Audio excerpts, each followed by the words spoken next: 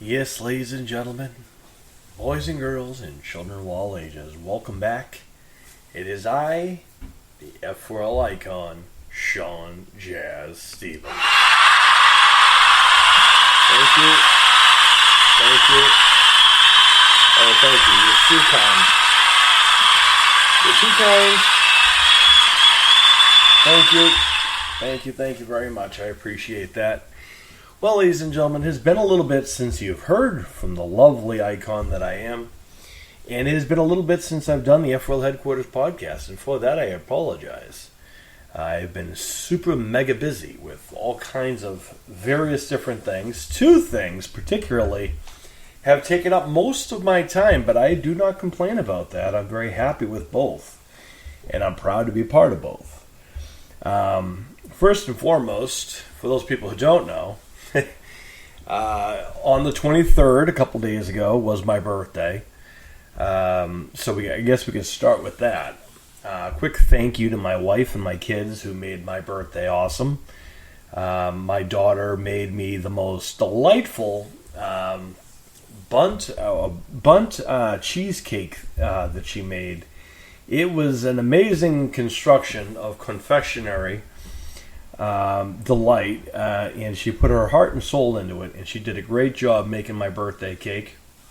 And to me, I don't need anything too fancy, but the fact that I know she put a lot of love and care into that meant a lot to me, even though I know she wasn't feeling 100%, and I feel bad about that, but I'm glad that I was able to spend my birthday with the people who I love and who have loved me unconditionally, because, well, that's kind of what family does, right?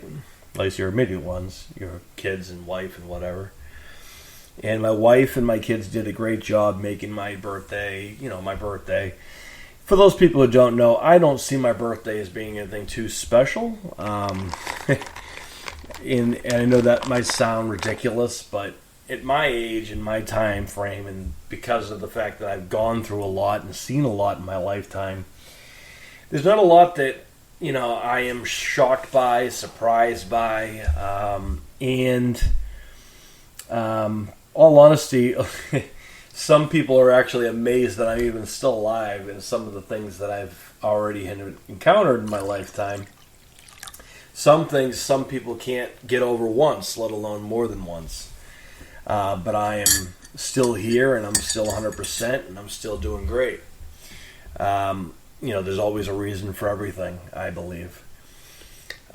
Today's episode is going to be very interesting, as we're going to be kind of going all a little bit, different territories and different areas of things. So we're going to break this into segments, so I'll let you guys know which ones are which. So what we're going to start with first, since we're already talking about birthdays and things like that, I think it's probably a good idea.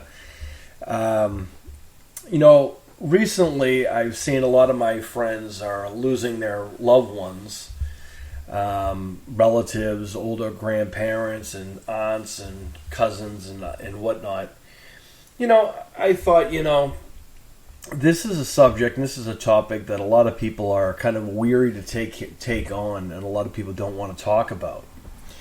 And I get that. It's a very tender subject, loss and, passing away and having to say, quote, goodbye. And these are the things that a lot of people can refer to that as when people are no longer living in the present. Older people who have lived their lives full are people who sometimes die very young. And it's kind of, you never know. And that's kind of why I always believe in living my life to the fullest. Because, all honesty, because I've been around it and I've been exposed to it for so long, I can tell you guys that, it's always good to appreciate what you have and the people around you as long as you have them. I think this is an important thing for a lot of people to understand, because here's the deal, folks. You won't,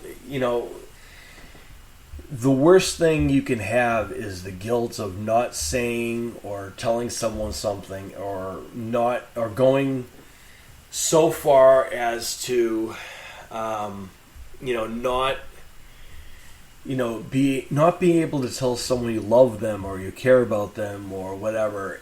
It's a horrible feeling. I can tell you that from experience. The guilt you can feel without having to say that last goodbye or not having to do that, which is why, one of the things that being F4L, embraces the fact that we don't believe that you should hold back and tell people. We don't believe that, there's any harm in telling someone that you love them, especially if they're F4L, because that's your family. It's your brothers and your sisters.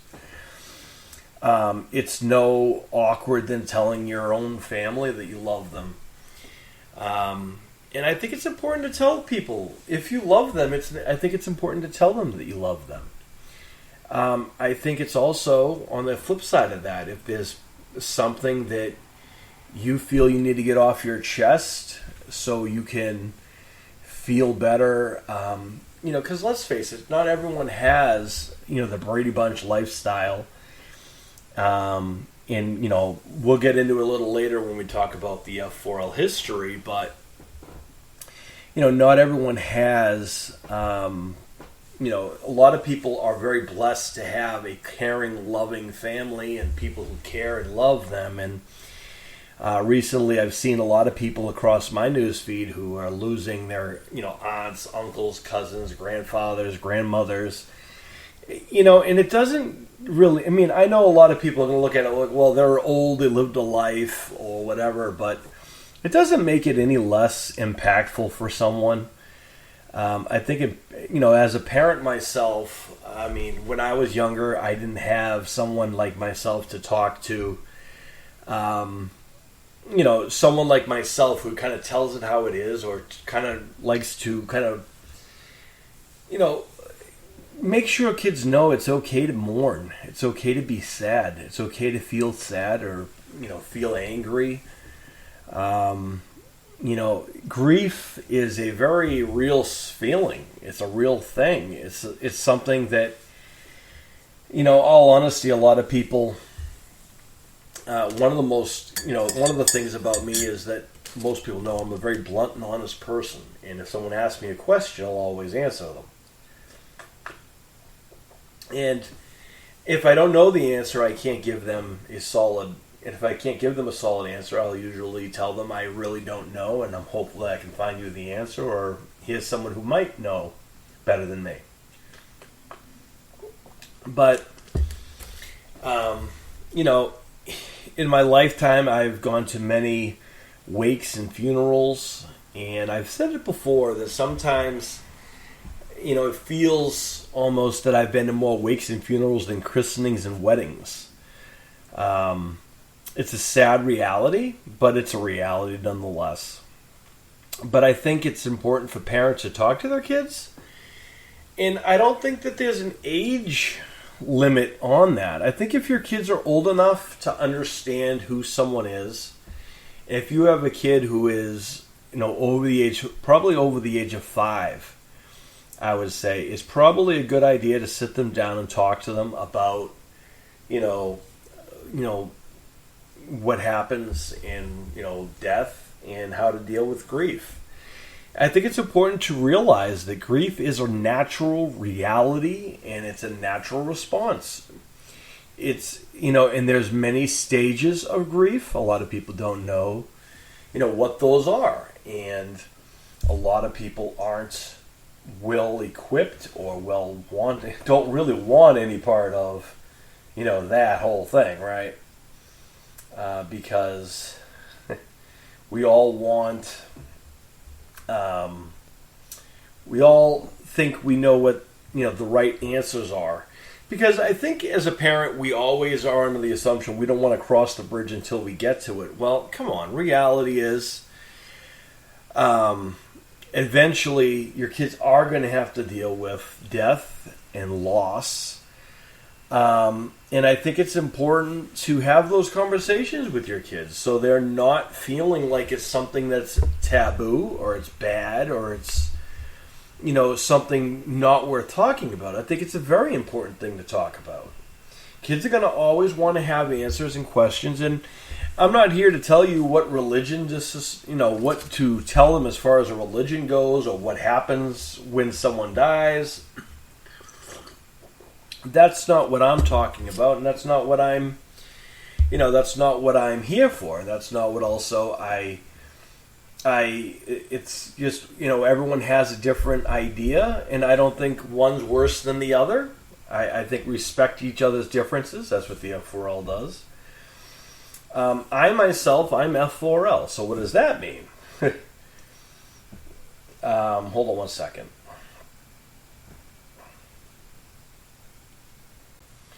It's funny how they always know. Excellent. What I'm going to do for you guys is I'm going to read you the stages of grief real quick before I tell you anything further about that. So just so we're aware. So these are the stages of grief. And they can come in any form and they can jump around as well. Well, there are 5. According to this, there's 5 main stages of grief. There's also multiple others in between. But basically, to sum it up, the 5 stages of grief are denial, anger, bargaining, depression, and acceptance. Did you guys hear those? I'll read them again. The 5 stages of grief are denial, anger, bargaining, depression, and acceptance. What do those mean? Anyone who's ever lost someone, you've probably felt this at some point. And anyone who's lost someone right now, my heart and soul, my condolences to anyone who has lost anyone recently. I know a lot of our F4Ls. I know our friend over, sending our thoughts and prayers to our friend Riley Simmons, who lost his granddad over the past weekend. Hopefully, my condolences to him, and my condolences to our friend Lucas, who lost his grandmother, and many other people who have lost people over the last, not far along. But here are the stages of grief, and I want to break them down for you guys, so you guys can understand where they are, and also you can kind of understand where you are in the, in the death kind of, or the grief feeling. And again, these are completely natural things. If you're feeling any of these things, you're not alone, and there's nothing wrong with you. It's a natural response to the body, and it's a natural response to dealing with the pain and the loss. So let's break these down for you guys, because these are big words, and maybe sometimes they don't really make sense to people, right? So the first part is denial. So the first part is, no, that can't be true. No one, so and so isn't dead. They refuse to accept the fact that so and so has passed on. And then the anger. How can this happen? And then you'll stop blaming everyone, blaming God, blaming the doctors, blaming whatever happened. Maybe blaming yourself for not being there, blaming them for leaving you. Again, these are natural feelings, and there's nothing wrong with that. And then we go with the bargaining. Oh, please don't let this be happening. Please don't, don't let this continue happening. The bargaining is the the bargaining is, I hope that they're going to go well, and I hope that, don't take any more people, please. This will be my last time. I promise, I'll be good if you don't take any more people. I don't want any more to die. Please don't take this anymore. That's the bargaining stage. Depression is the stage I think a lot of people get stuck on for the longest. And that is the feeling of sadness. The feeling, you hear a song that reminds you of the person, or you hear you think about them on a regular basis, or whenever you think of them, you burst into tears. That's the depression part of it. You feel sadness, you feel that sorrow whenever you think of the person. That's that depression stage. And if you're at that stage, take solace in knowing that you're almost over there. You're almost at the 5 stages. And the final is the acceptance.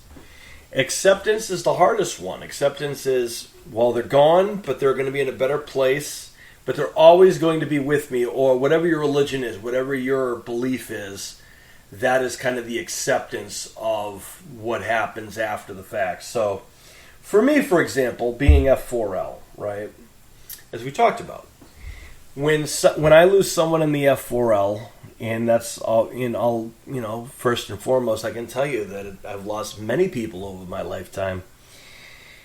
And also, I'm going to talk a few more things here, but I'll make it the point real quick about how the F4L looks at it first.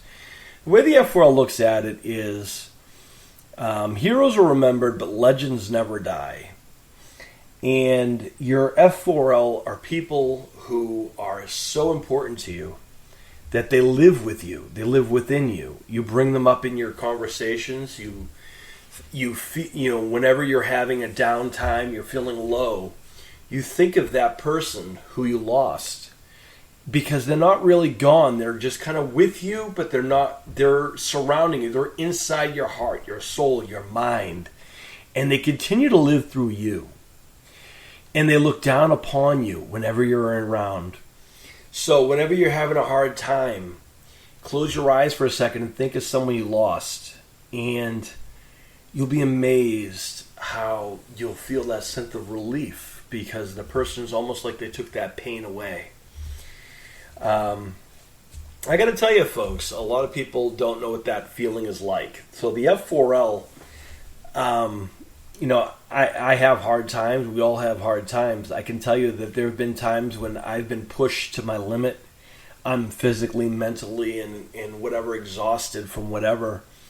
Sometimes I will close my eyes and just, not close my eyes, but I will just relax for a minute. I'll do some meditation, and I will literally kind of channel, or if you will, do some yoga, and I will channel in all of those people I've lost over the years and say, well, what would this person say? What would that person say? And I feel amazing after about 4 or 5 minutes in doing that state, and that's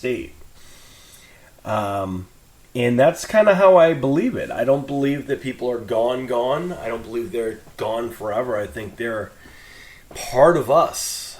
They're part of our story. They're part of our origin. They're part of our heritage. They're part of our makeup. They help mold us in some fashion.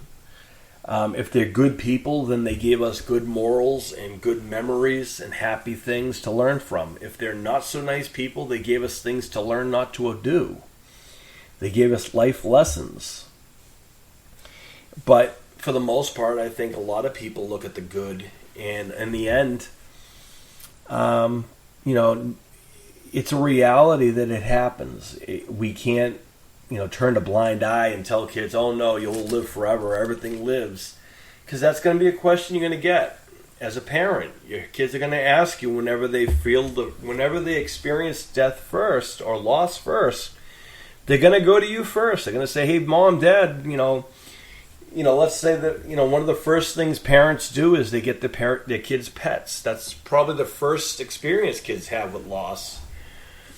And how do you deal with that? That's kind of going to be a test for parents out there. How you deal with, how you address pets is probably how you're going to have to address when they lose an actual person, because there's really no difference to them.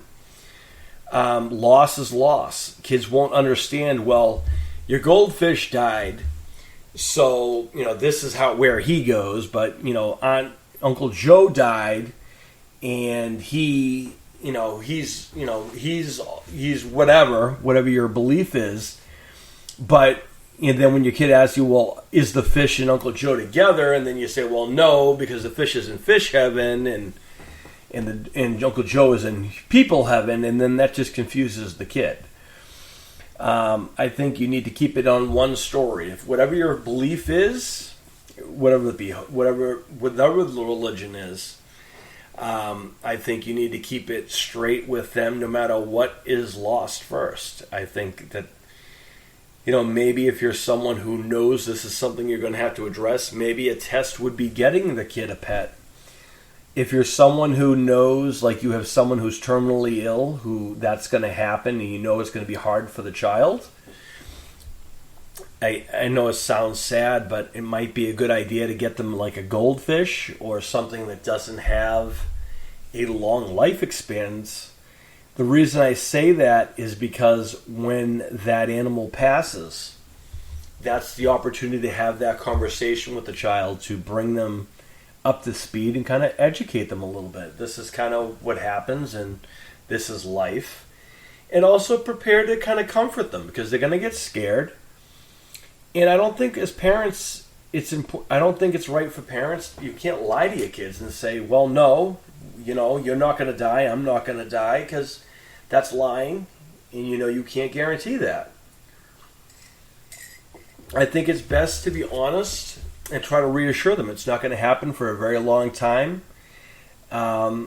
Anything can happen. It's important to really make sure the kids know to live their life and make sure they kind of put their best foot forward. That's really what it should be about, is celebrating the lives of what you have, and also celebrating the lives of the ones you lost. So just before we move off of this subject, I hope this helps someone. But I do want to say something. I know a lot of people like when celebrities pass away, or I'm from the pro wrestling world, but I've also worked in film or whatever, and it's a very tight-knit thing. And I personally, whenever I see a post of someone who has passed, I generally will not like the post, love the post, when you put a like or a love. And sometimes, just, thoughts and condolences go out. But see, in the pro wrestling world, you see it so much and you say it so much. It all hurts just as much. Don't think that it doesn't feel bad. Don't think that everyone's heartless monsters because they've been through it so much. It's not that we don't care or that we're callous. It's just because we've been through it so many times. And how do you pick and choose? But also, it's not about liking a post that someone passed away. It's about honoring the person. And it's honoring the person who passed away, not what you did with them. And I know a lot of people like to, post pictures of someone when they pass away. So, and this is a common subject, like when someone goes to a Comic-Con or a meet and greet or whatever, and someone they had met there, they meet and they post pictures of them after they pass away, like, oh, this person I met and here they are with me. And because that takes away the fact that you're celebrating the person who passed away and you're making it about you. That's how I look at that. And that's how other people who are kind of in that same knit will look at that. I don't think it's appropriate to, make, it's one thing to post a picture and say, I'm sad, this is what's going on. But when you post a picture, from 10 years ago, when you met someone 10 years ago, and when the person just passed away, you no longer are celebrating the person. You're making this about you, and you want to show off to everyone else that you knew, that you were around for this. And that's actually disrespectful to the person who passed away. Because it's not about you. It's about the person who lost and the family of the person who they lost. And when they see these strangers who are posting pictures of their loved ones like it's going out of style because they passed away, when while they were alive, let's face it, how many people have thought about these people before they passed away? And I know that might sound harsh, it might sound mean, and I know a lot of people that do this. And you know what? To each their own. If this is something you do to help you feel better, whatever, to each their own, and I guess I got to respect your difference. But from my perspective, you won't see me posting a picture of a celebrity I met years ago who just passed away just because they happened to pass away. I have posted pictures of my mother and I not long ago because, my mother is someone who was not necessarily a celebrity. She's important to me. But all honesty, there's not a lot of pictures of my mother, all fairness.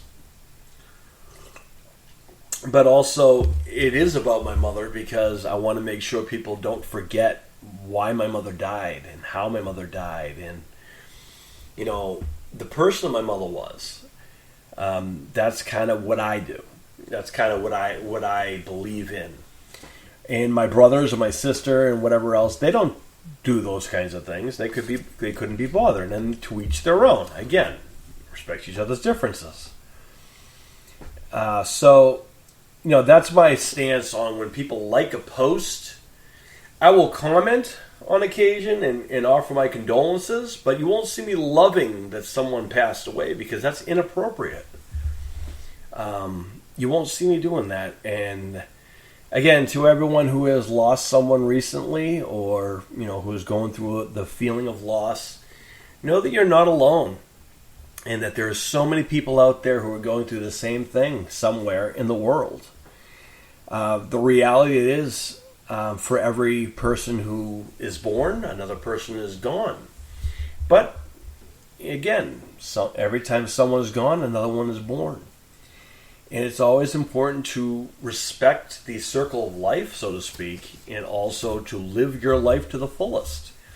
And I encourage people to, make the most of your life. Don't be hating on everything and have less hate in your heart. Don't be afraid of taking chances. If there's something you want to do in life, you need to go for it. You only get one opportunity to make the most of your life, and you got to make every opportunity to make those things happen when you can. Opportunity comes up, you jump on it. If they don't come up, make them happen. Goals don't happen unless you want to put the work into getting them. People who are successful because they put the work into doing so. It's not because they wake up and they're automatically successful. They're not born into being successful. You see how that works? You can be born into a poverty-riven house, but then become a multi-platinum recording artist, like so many other people have in the years.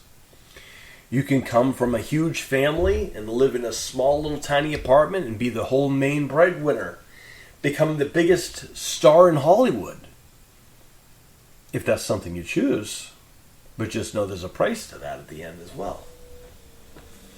So, in the long run, the real question is going to be, how, what is it that you want in your life? You need just to go out and make the most of it. And all of the people that you lost along the way, they are traveling with you. They're cheering you on. And whenever you're having those moments of, oh, can I do this? Or you're having those moments of self-doubt. I don't know if I can get this done. You think of those people who are no longer with you physically there. Channel them inside. And they will help you break right through and give you that strength you need to getting it done. And if you want, look at it like this. You're honoring your friends who have gone, who are not there anymore. You're giving them something to look down upon and be proud of. Look at it like that. So hopefully that helps people. And that concludes my 101 on grief and how to deal with that. Again, it's completely normal. And there are the stages. And no matter what those stages are, you will know what they are. And know that, if you're in a family where you lost a relative, know that there's going to be other people who are going to be feeling the same way.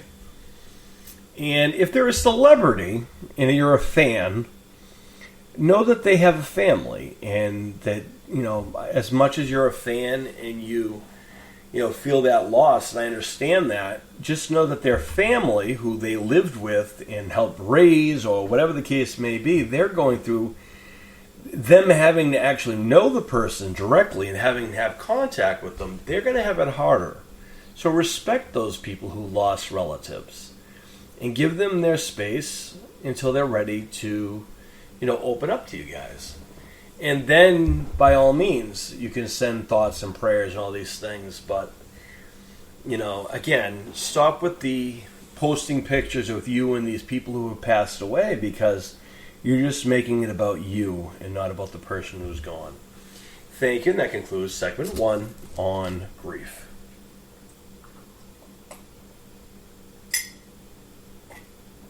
All right, we're back. We're back as if there was even a break. I am the marathon man, folks. All right. So we have all kinds of subjects to talk about. I mean, we just talked about grief just a minute ago. And now we're going to, kind of make this a little brighter now. Let's brighten up the mood a little bit. And let's talk about something we revealed not long ago about the new venture that I'm working with, as the brilliant Richard M. Bourne and I are collaborating to bring his book series of bizarre events at Hellman Elementary to the small screen. And we're hoping to do that hopefully soon. I can tell you guys that we have a lot of great things coming up, and he's going to be joining me on a future podcast where we're going to be talking to you guys about, what can this mean for you guys? How can you guys get involved with this movement? Because I'm a firm believer in teamwork, and I believe that as a team, we can do anything together. I'm already excited about the people we already have working with us. Richard and I have been really working hard on both casting the film as well as looking for locations for the film and all kinds of other things. We're also setting up crowdfunding. And if you want to have more information about that, you can feel free to reach out to me at WOW-DREAMmatches, DREAM. That's WOW-DREAMmatches at gmail.com. Or you can reach out to Richard M. Bourne himself, and he can tell you more about that. But, in the meantime, stick around, and we'll be giving you guys some more insight on that.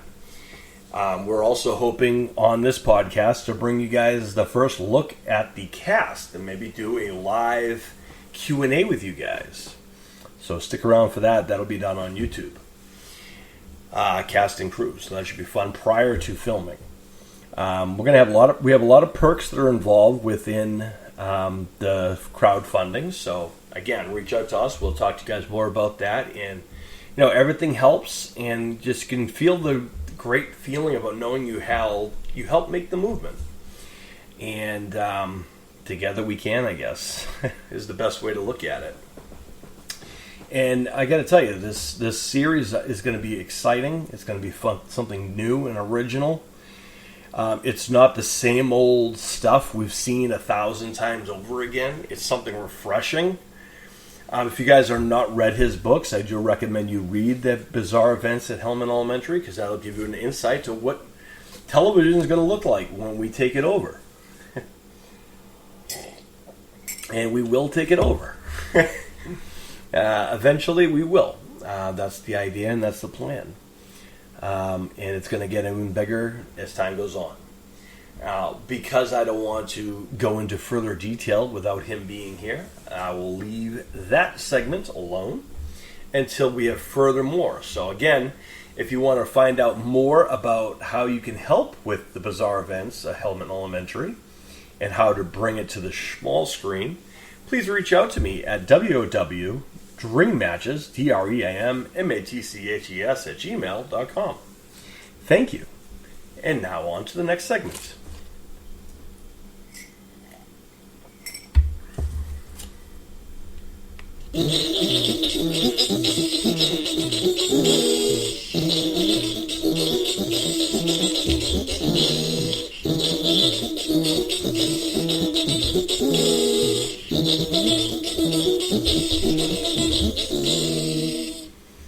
All right.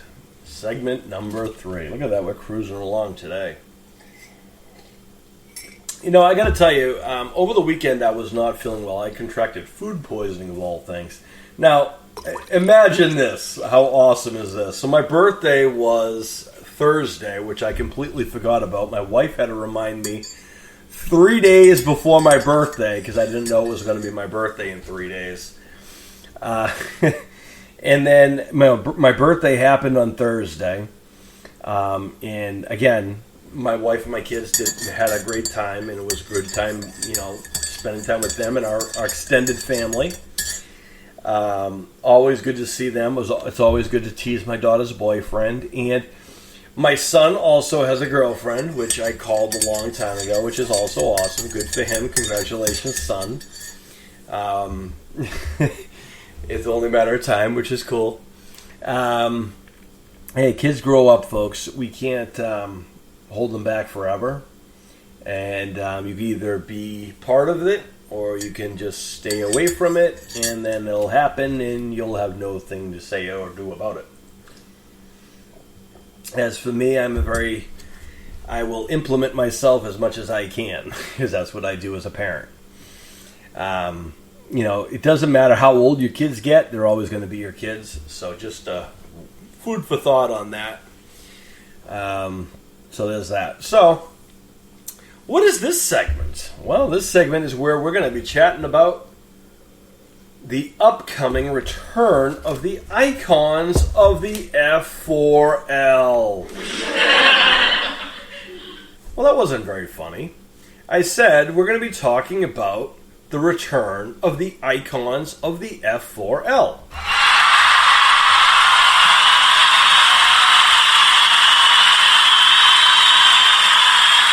That's right. That's right.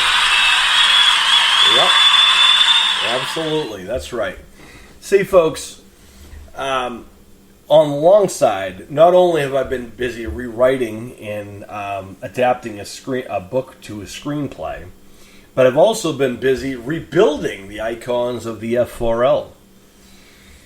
And I am very happy to report everything is ahead of schedule. I do have to give you guys a heads up on one thing. And I do have to I feel I need to be completely honest with you guys because I don't lie and I will not candy coat things. I say it how it is. All right.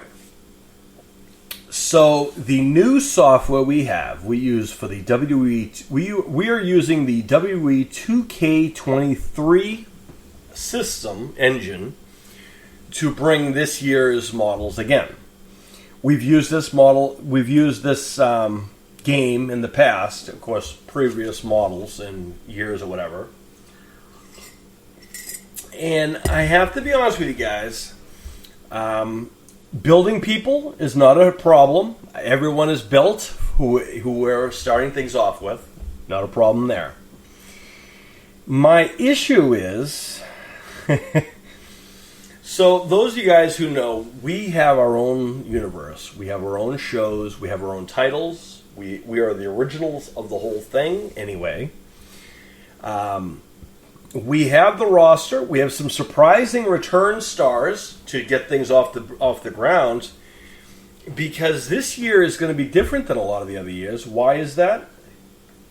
Well, this year, instead of having 3 shows a month, we're going to have 4 shows a month. Actually, hold on. Checking the math. Well, let me tell you like this. We are going to have a new schedule, ladies and gentlemen, for icons of the F4L on YouTube. As the women are getting their chance to stand in the spotlight, as they should, we're giving them 2 days of the month that they're going to be featured in their own show because it is far too long and no one else will do it, so we will. And we have so many talented people, both men and women, that it's impossible to keep an easy roster of 100. So what we're going to do is have 2 separate shows, and of course, we're going to have, some things will be mixed here and there. You know how that goes. But the women are going to have their own shows. And so let me give you guys the new schedule so you guys can get your pens and paper ready. Get your schedule books out if you guys ever want to mark your calendars when the icons of the F4L will be on YouTube. You can always find the icons of the F4L for the Dream Masters, which is the male roster. That will be on the 4th, 14th, and 24th of the month. That's not changing. It's staying the same. Again, for the Dream Masters, which is the males, it's going to be the 4th, 14th, and 24th of the month every single month. For the Dream Warriors, which is our female roster, again, special thanks to the late, great Wes Craven for the idea and for blessing us with the, giving us the green light to use that. So thank you to the late, great Wes Craven for believing in that. And for allowing us to use that. Anywho, so the Dream Warriors will be on the 9th and 16th of the month. Did you guys hear that right? So, let's get the full schedule. Ready? March 4th, March 9th. Oh, sorry, March. I'm saying March. March is not going to happen, folks. Sorry to tell you. The 4th of the month, the 9th of the month, the 14th, the 16th, and the 24th of every single month, you guys can look forward to coming on YouTube and seeing your favorite superstars, whether they are the males or the females, sometimes both. You got to keep track of both. Who knows what's going to happen? And it's going to be iconic. It's going to be great as always. So that's something new this year that we're going to be bringing. I'm still actively searching for a co-host for either one of the shows to co-host with me. And if you're interested, please let me know. And you must, in order to be considered, you must have a PlayStation. You must have a PlayStation and have the game in order to be considered for this exclusive offer. And I will teach you the rest. And be committed. That's the other one, but that's cool. But, in general, keeping the shows like they are, rather than do them like they were, it's kind of better. Because that way you know when there's going to be a show. You know that comfort when you go on YouTube, and you know that if it's on the 4th of the month, you know the Dream Masters are going to be on. You get to see the exciting stars like everyone's favorite, Speedy Easton McDonald, who's your current Dream Masters Icon champion. The lucky ones, Jack and Tim, Jaden Brooks and his brother, who's going to be making his debut on April 4th, which is coming up. And, several other of those, JoJo the Bodybuilder, Philip Ricardo Jr., all of the icons that you guys all enjoy for the Dream Masters will be, 4th, 14th, and the 24th. For the Dream Warriors, for the Squared Circle Cafe, for the Talk Scary to Me podcast, the Queens of Horror, the Black Mambas of the group, and all of the other the Bethy Page Duns, and all of the Kung Pao Rena-ites, all of the Danielle Fisher-lites, and all of those people will all be on the 9th and the 16th of the month, and sometimes they'll be crossing over. You got to keep track of things. And I'm very excited because we have a couple people debuting on the 4th. Let's talk about a couple of things. I'm not going to go over the full card because we're going to do that tomorrow. Tomorrow I think I'm going to reveal the full match card for the 4th, which gives you guys a whole week to get ready for the Dream Masters to return. So get ready for that.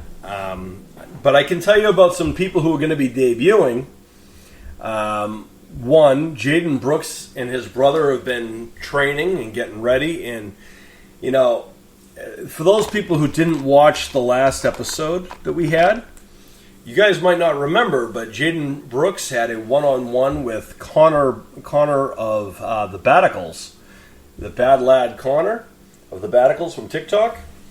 Well, it turns out, thanks to the Datical getting involved, that cost Jaden the match, and of course, the utter attack afterwards did not go over well either, which has forced Jaden to go get the only person who he knows he can trust, the one person he knows that on a pinch that will back him up no matter what, other than the rest of his F4L brothers. But not only is he his F4L brother, but he is his actual brother, and Lincoln Brooks makes his big debut. Here comes the big man coming for some revenge along with Jaden Brooks, so that's going to be something to look forward to. Also making their return, or making their debut, and we've talked about it, and they're going to make their debut. One of the coolest newest podcasts out there. They are a whole world, ladies and gentlemen. The Pod Meets World will be making their in-ring debut. Of course, what is the Pod Meets World? Well, first and foremost, you need to go check out their podcast. That's, of course, the podcast hosted by the lovely Danielle Fishel, Ryder Strong, and Will Friedle. You guys might remember them from Boy Meets World, which is what they primarily focus on. Fantastic podcast, fantastic people. And we have built them, and they're going to be making their in-ring debut this on the 4th. So just in a couple weeks, a couple days, really. So on the 4th, they make their in-ring debut, and boy, do they have a debut, as they're going to be challenging the Dream Masters Universal Tag Team Champions, Jack and Tim, the lucky ones. So we all know Jack and Tim. You don't know what Ryder and Will Friedle are going to do, and yes, Danielle Fishel will be in their corner, as it should be. So we don't know if she's going to have a role in there or not, but she's going to be there, so keep an eye on her.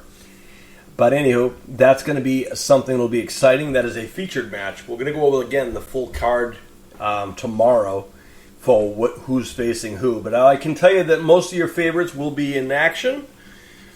Some familiar faces and some new faces. Some old school people who are making their return who are not happy about not being inducted in the Hall of Fame. Again. And here's what I got to say. So apparently, Beign and Doomsday, who we all from our show know as the World's End, they are not happy that we did not include them in this year's Hall of Fame. Apparently, they really didn't like it, so they have vowed to take out all of the fan favorite superstars and tag teams on Monday nights. Which makes no sense, considering probably one of the toughest kind of groups of people would be on Friday nights. So they're going to pick a fight with, the Hollywood types and the music types versus the ones who actually will fight against them. We'll see about that, though. But also, some other people who feel a little bit snubbed is the Punisher and Deadpool not getting inducted this year. They thought that they were, of course, we know them as the Brain Busters. But, excuse me, but they will not be going in the Hall of Fame this year anyway. But listen, just because they're not in this year doesn't mean next year they won't. This year, of course, if you guys don't remember, we inducted Fire and Ice into the Hall of Fame, which is Scorpion and Sub-Zero, for those people who don't know. As well as Brock Brown and the entire faction known as the Social Outcasts. Now, here's the thing. Social Outcasts were inducted. Social Outcasts, of course, include the leader, Brock Brown, the unpredictable one himself, Little Sweet from Dr. Pepper, the Noid from Domino's, and, of course, Toxie from Toxic Avenger, from Toxic Avengers and Trauma films, and anyone who knows any of those films knows who Toxie is. Anyone who knows our show knows who the lineup was. Well, there is a speculation and a rumor that there is a person who was a member of that group who was kicked out of that group who may be making his return on the 4th. I don't know if there's any, if that's, if that's a real thing or not, but we'll have to find out. Of course, this guy is a bug of a person, and he is a pest and a half. So if he is, in fact, going to be there, I don't know what's going to happen. So we'll have to find out. We'll have to cross that bridge, because technically speaking, folks, when someone is inducted in the Hall of Fame, they don't need to prove themselves anymore, which means they're done retired. They don't need to wrestle anymore. They're done. They've earned their purpose, and they've earned their spot. There's nothing more for them to prove. So why this pest decided to return is beyond me. Again, this is speculation and rumors. This is what I'm hearing. So we'll have to find that out on then. I guess we will find out eventually. And also, also got to remember, everyone else will be involved. All your favorites will be in action returned. I can tell you that so those people who don't remember also, I think it's important to remember that we have condensed the titles.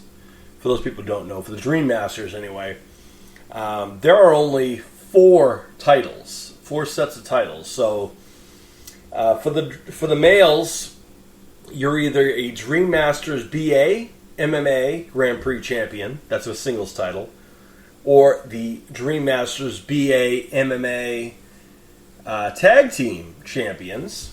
So that's on the Friday night side. That's for anyone who is involved in martial arts, hardcore, tough stuff, horror, action kind of things. Those people will be competing for those titles. For everyone else, the Dream Masters Universal Championship and the Dream Masters Universal Tag Team Championship will be on Monday nights for the most. Well, we break it down like that, but let's face it, when it comes to conducting these things, it's going to kind of be the both. So something to look forward to. I think what we're probably going to end up doing is having, the Monday night guys on the 4th. On Tuesday night will be on the. The only way to really break it down would probably be, the way we've always done it. Kind of break it into, the which night of the week it would be on. Even though it's not on a week, it's on a date. So, not that makes any sense to anybody who's never watched, but for anyone who does watch, you kind of know how. We kind of keep all of the kind of the musical people, the pop culture people on one section, and the the Universal United States people, they would be on one side of things. Social media people, they're on that group, and then everyone else, hardcore, tough, whatever, would be martial art type people would be under the other category. Also, I can tell you that the Prodigy himself will be returning to action. And for those people who don't remember, prior to us going on hiatus, so I could rebuild everything, we had 2 Case of Fate matches, which, the winner, whoever climbed the ladder, would earn the Case of Fate, which gave them an opportunity to challenge either the Dream Masters MMA Grand Prix champion or the MMA or the Dream Master Universal champion, depending on which title and which division they're in, at any particular time. So Jackson R. Scott, the Prodigy, is the holder of the Case of Fate for the Dream Masters BA MMA Grand Prix Championship. The current champion, for those people who don't know, I can tell you the current champions because they're all going to be in action.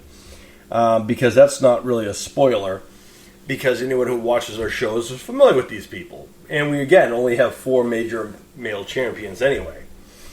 For the Dream Masters Universal Champion, currently, is Speedy Easton McDonald. Tremendous young athlete, and he's doing great work both in and out of our ring. We're proud to have him on board. He is a newer star this year, and we're excited to see how far he goes this year.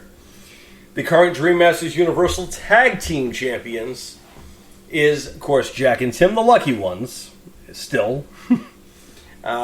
Will that change? We never know. We'll have to wait and find out. And, of course, the Dream Masters BA MMA Grand Prix champion is, of course, number 1 Noah the Nightmare Tyndall from Liverpool, England. Noah and Grayson the Super Duck Russell put on a clinic in our last match. And I don't know anyone who wanted to follow that after that. That's why it was the main event. It was an Iron Man match, and boy, was it a beauty.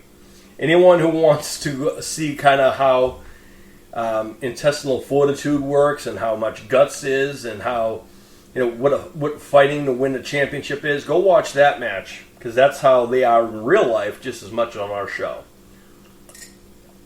Noah Tyndall and Grayson Russell put on an absolute clinic the last time they were in the ring.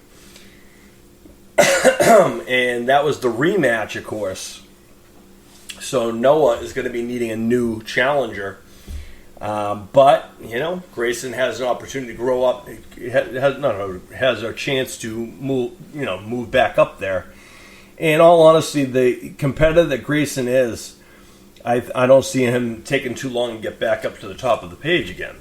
Of course, Noah has to watch out for the fact that Jackson R. Scott has the case of fate, and he can cash it in at any point. And we all know how Jackson loves that BA championship for whatever reason. And you've heard him on this show, when he was on the show, that he loves that being the champion, the BA champion. Anywho, and then, of course, the Dream Masters BA MMA Tag Team Champions currently is Henry and Jairo Mena, the Mena Boys, out of San Antonio, Texas. And these two young men, both in real life and on our show, have grown and have been doing tremendous work in competitions and just in general. They've been growing spiritually, literally, and figuratively, and they have been adding more and more tools to their arsenal. They are going to be someone you're going to have to watch out for. And this season on our show will be something. It'll be a test. They're coming in as champions, and we'll have to find out how long will they go. Will they continue? Of course, one of their rivals, professional rivals, I could say. I don't think it's a mean one. I think it's one of those, courtesy kind of rivalries. The Adele Boys are returning to action. Of course, the trio is coming back anyway so far. It's going to be the original 3. It's going to be Anthony the Hunter Odell, Mason the Hammer Odell, and of course, last but not least, in last year's winner of the Dream Masters Open MMA Sickness Tournament, Ty the Devil Odell, are all returning to action, so people should be on alert for them because they're not going to be playing around, and they are tremendous athletes, and they could probably fit on either roster in either category. So all the champions should really be wary of the 3 because they're tremendous in the ring. And who knows, maybe we'll have to see a barn burner again with, because again, when you want to talk about another epic match was the tag team match we had between the Mena Boys and the Adele Boys, where for the championship, where it would never end. It was an Iron Man match that went to triple sudden death because neither team wanted to lose, and they were so even. It was an amazing thing to watch and call. So again, you can find that on YouTube. It was an incredible match between the Mena Boys and the Adele Boys for the Dream Masters to be crowned the Dream Masters BA MMA Grand Prix Tag Team Champions, which is a new title. Granted, we combined the 2 titles into 1. So that's kind of how the tag titles are working. So again, 4 sets of titles. 2 tag team titles, 2 male titles. Because why? A lot of people ask me, well, why are you taking away the opportunity for the little titles? What about all the other itty-bitty ones? Well, here's the thing. It's not about having a title to give someone a title. It's about wanting to prove to be the best of the best. And if I was to build multiple little titles for everyone, it would take away from the specialness it is to be the champion, if that makes any sense. So if we look at each show as its own, and we do, then we need to honor the people who are fighting and fighting and fighting. We want to give people something to fight for. We have some of the most talented people on the planet, both in sports, in film, in television, stage, you name it, we have it on our roster. This year will be amazing on this show. We have the Boston bad boy of comedy, Dane Cook, returning to action on April 4th. And let me tell you, the Dane train is all fired up and ready to roll, brother. And we don't know what he's going to do. We don't know when he's going to roll in and what he's going to be doing, but we know Dane Cook's coming back. And that just speaks to the regiment of all of our roster and keeps everyone on their toes. We also know, excuse me as I drink my tea. 1 second, folks. Placing my tea.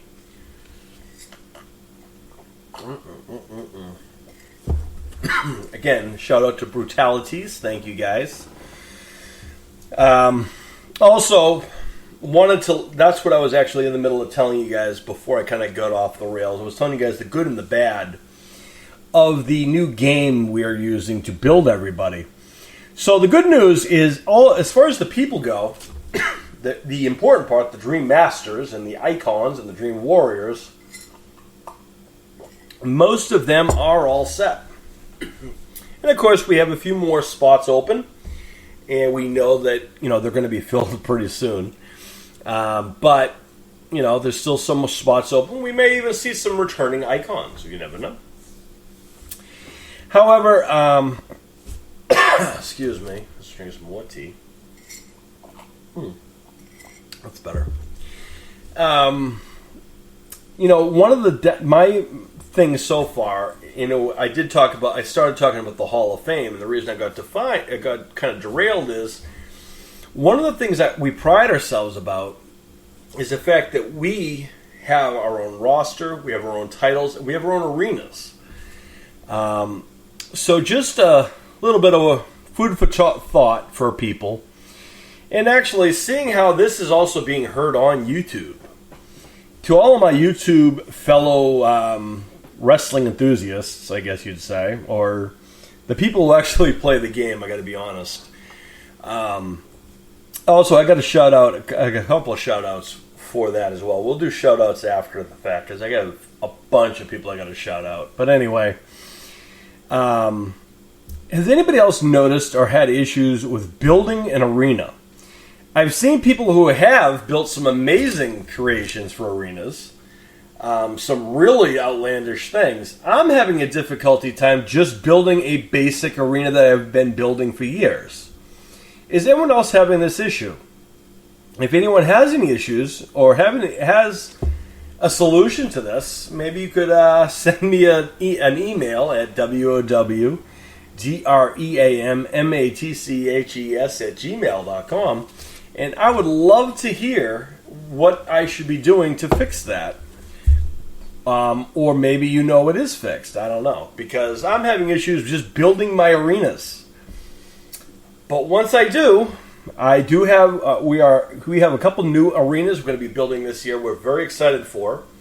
We have the Deadly Grounds arena we're going to be having, thanks to our good friends at Deadly Grounds Coffee. We're going to have an arena dedicated to them. We also have a Brutalities arena, which is the most appropriate thing for our show. Both actually things roll right into this, and of course we have the old school Monster Mania arena as well, which will be making its return this year as well.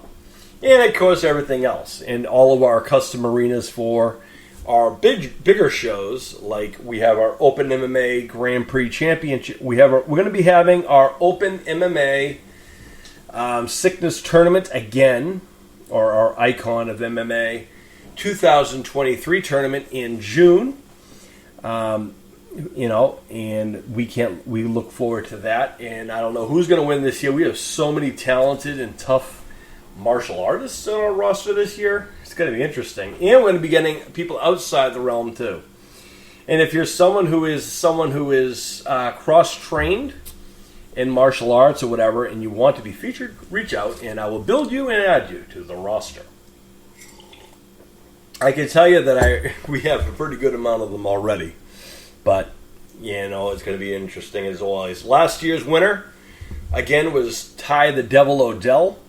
And it came down to him and it came down to Ty the Devil Odell and Jairo the Pitbull Mena in the end. And I guess if anyone watches our shows, that should not be a surprise that those two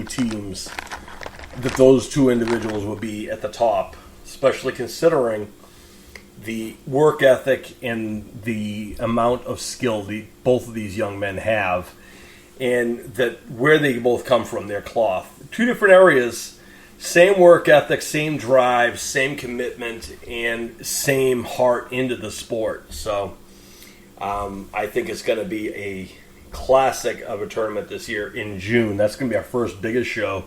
Of course, in the summer, we have Summer Sizzler.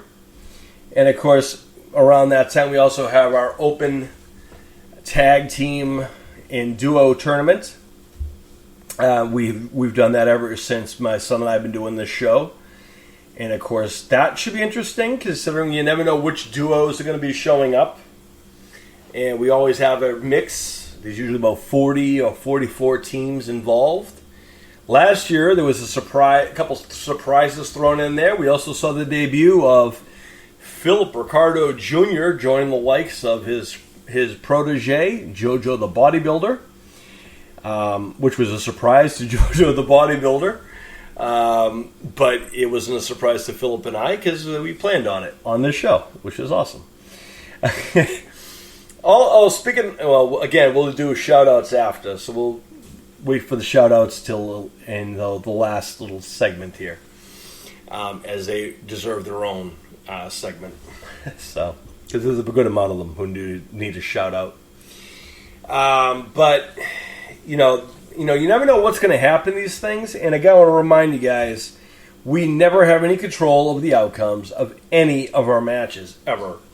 We don't play the game. As much as you guys can look at it and show amazement of it, I can build people really good. I can build using the creative wrestler motions. I can build pretty much anything or anyone. It's as far as playing the game, not so much. So we never play the game, so we never have any impact on the outcomes. It's set to demo, so whatever happens, happens. Whenever the best man win. So that's kind of how we work. That's what we've been doing since forever. In all honesty, when we call our show, our original show was called Dream Matches, and then we became Dream Masters because we were the best at doing what we did. And today we're the icons of the F4L. We evolved, but it's the same model because ultimately it's about finding out in a world where you don't have, there's no kind of, everyone's even, and there's no kind of political things or anything outside of the realm, who would win between so-and-so and so-and-so. That's kind of how the show began, and that's kind of where it is now, and that's how it still continues to be. Because ultimately, some of the matches we've had on the show are dream matches.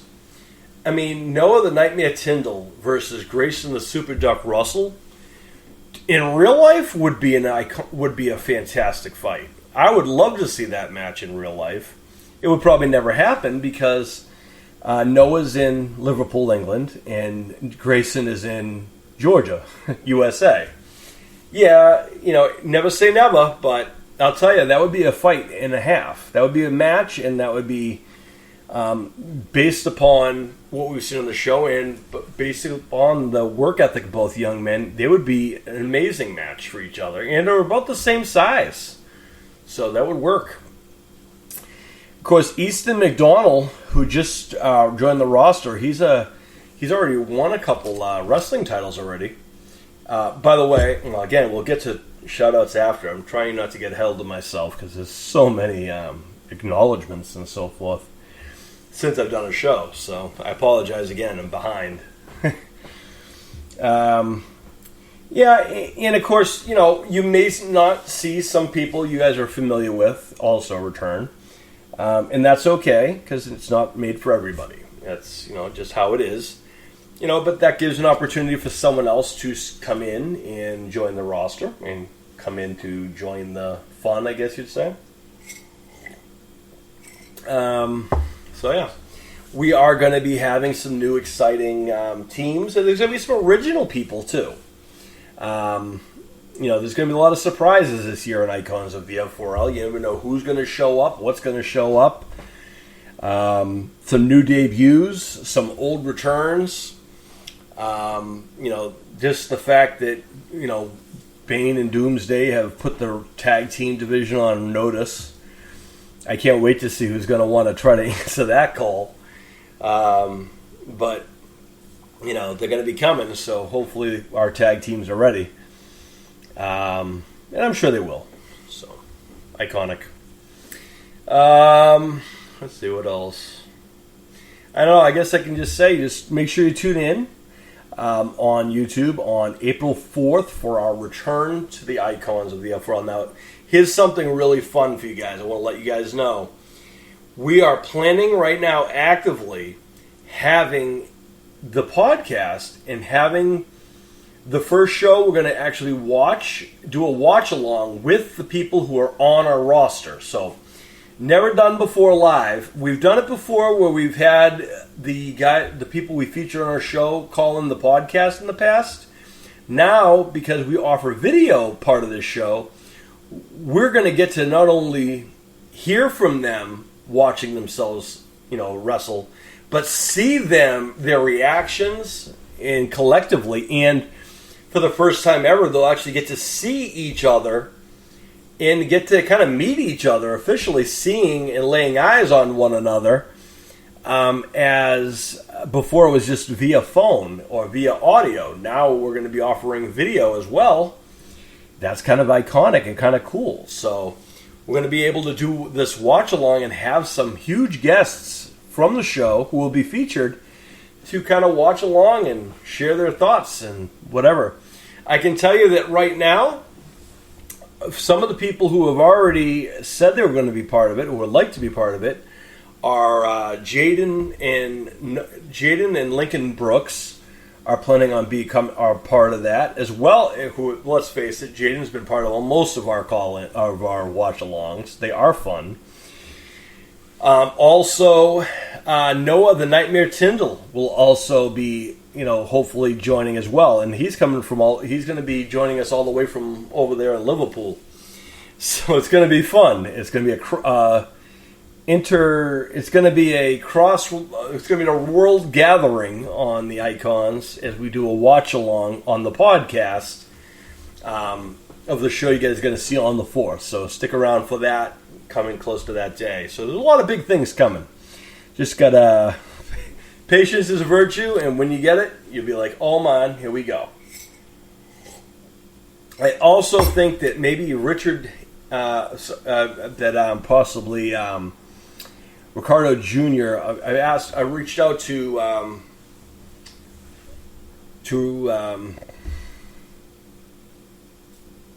well, I'm not gonna spoil surprises. I can tell you that there's some other people who may be joining too. You just gotta tune in to watch, I guess. Some old familiar favorites, and who knows who else. Also, for the women, who knows who's going to show up. We'll see. Also, maybe even the original host, the other co-host from the past, the other half of Jazz and Son, as maybe Sean Awesome will be joining us as well. So we'll have to wait and find out. I can tell you that War Games match he and his cousin-in-law are going to have is going to be interesting, as the Smooth Operators and the Awesome One's going to collide. Anyway, we'll go over to the card tomorrow in full, and I think I've said enough about what's going to happen on the Icons of the F4L on the YouTube show. A lot of cool things going to happen, and a lot of, again, we don't know. We never know who's going to win and lose. But one thing you can always count on is The most random and epic show you can possibly imagine. That's the best way I can describe it, and the only thing I can promise with certainty. Whoever wins, it's because they were meant to win. It's not because we like someone over someone else. It's just how it happens. And let's face it, sometimes the bad guys win in life, and sometimes the bad guys win on our show. But it's not about how much they win. It's about what happens and how the heroes respond when they do lose. Do they accept that and do they run away, or do they challenge them again and they rise again to fight again? So they'll have to wait and find out, especially with Beign and Doomsday are not happy about the Hall of Fame, and the tag team division is on notice. So rumor has it they're going to be starting to do an open challenge similar to what Juggernaut used to do back in the day. And if that's the case, oh boy, we're in trouble. One good thing is, here's the good thing. One good thing is we don't have to worry about that loud, obnoxious guy with the supposed bulging biceps and the perfect pecs and the washboard abs. Because time and time again, as much as he refused, Jazz Fitness will not be on this year's season. Because he has choked several times, he has lost every single time, and he will not be part of the Icons of the F4L in 2023. At least we hope we don't. As of right now, he won't anyway, because he's lost every single opportunity he's had to come back. So he's done. Thank you very much. If the Hollywood Fitness wants to come back, I guess they're not impacted, but their fearless leader, the loudmouth with the purple, pink, and yellow lightning bolted tights, the host of the host of the fitness center himself, if he says he won't be there, I guess they can show up if they want. Of course, that being Macaulay Culkin, Seth Green, I think Freddie Prinze Jr. was part of that group too. I don't know who they can find to lead their group out of that three. I don't think the three of them can go without a leader, and I don't know who they can get to fill that void. But I mean, let's face it. Come on, does anyone have a bigger mouth than Jazz Fitness or a bigger ego? You have to have someone who has a bigger ego than Jazz Fitness to lead Hollywood Fitness. I can't even imagine who they could get to do that, but I guess we'll find out on April 4th. Maybe not. We'll see. And that is the end of that part of the segment. So, let's get ready to go to the shout-outs. Come with me as we get rid of the shout-outs.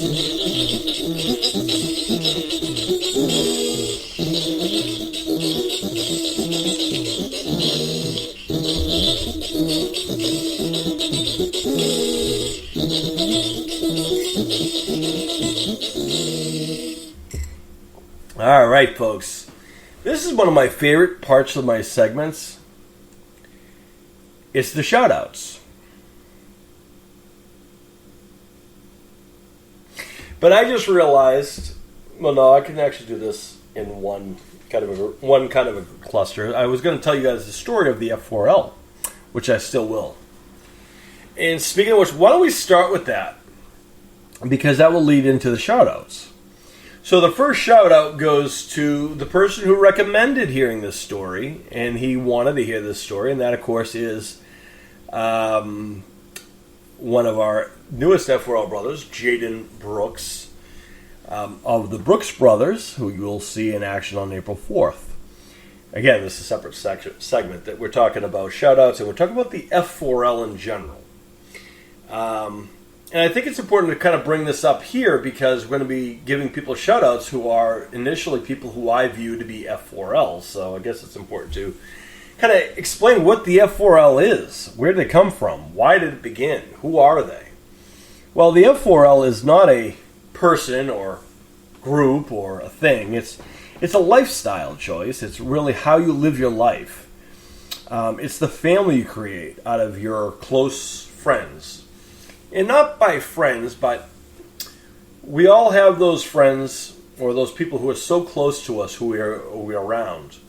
our closest brothers, our friends who are so close that they know us better than our families sometimes.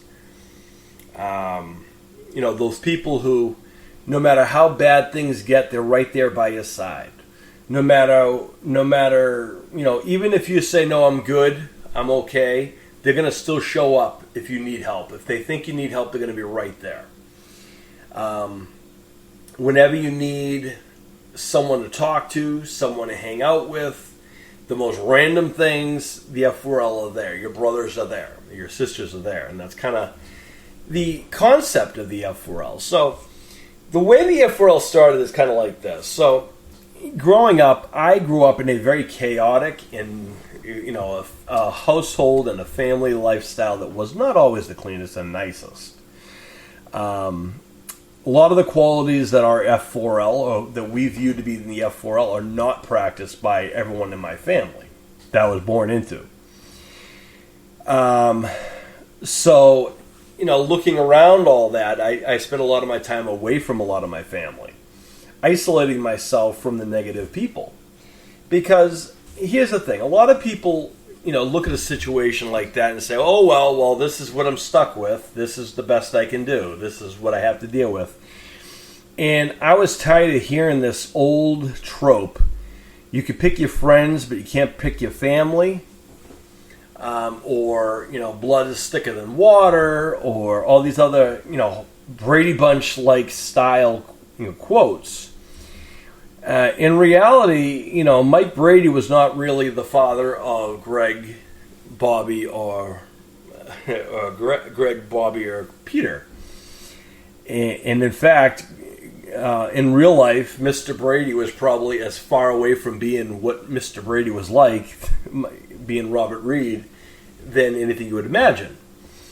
But in reality, a lot of people believe that, if you're born into a family that is kind of not so pleasant, then you also have to be not so pleasant. If you're born into people who are constantly using alcohol, drugs, or whatever, then you obviously have to do the same. And I disagree with that. And I always disagreed with that. Or people who don't understand creativity. They don't understand various things, or they're kind of stuck in old ways and old customs. That kind of speaks to what my family was like. But my blood, I mean. So, I found, at a young age, I decided that, I was closer to my friends, my close friends, because they understood who I was. They understood where I came from. They understood the things that I felt about, things. I actually care about people. I genuinely like to help other people. And I think everyone has a right to be themselves. I don't think anyone should be thinking they're better than someone else. I don't believe in racism. I don't believe in sexism. I don't believe in any of those things. I believe treating everyone equally and respectfully is the way to be. And, and I also believe in, making sure people know that you care about them and being there for those you care about. And I'm going to tell you, I am someone who always puts my friends before, and my family before me always. When I say my family, I will always say my wife and my kids first, and then of course my F4L family after that. Because that is kind of what I do and who I am. So that's how it works there. Now, that being said, the way the F4L began, I started realizing that my friends were I was closer to them. And I also realized that, I wasn't the only one who had a family similar to that they didn't understand anything I was coming from. They didn't understand any of the, any of those things, so I wasn't alone. And I was on my own at 15. I think I've told that story before on prior casts. So I was living alone, I mean, imagine not being with your family at 15 years old and living on your own. Well, that's what I did. I lived with other teens like myself who were not living at home. And at that point, I was never going back home. I was on my own. I was emancipated at 16, which meant at 16 I became a legal adult, made decisions for myself because the courts decided I knew what's better than me than my stepfamily, who were just not such pleasant people.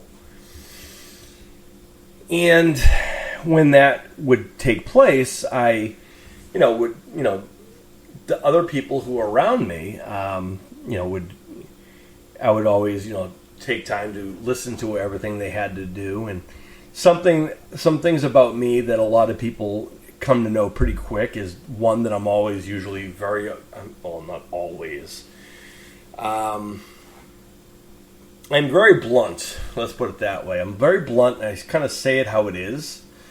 I'm sometimes too honest, and it gets me in trouble sometimes because a lot of people can't handle, the truth and handle, what honesty really is. And as in a world where everyone says, "I wish someone would be honest," the reality is they don't. They want to hear what they want to hear, and if you tell them something they don't want to hear, then it's a lie or they don't want to hear it. That's the reality of people who want to hear the truth. If it's not the truth that they think is true, they don't want to hear it. So that's kind of how that works. Well, the F4L, started. Well, actually, the anniversary is coming up. Guess when?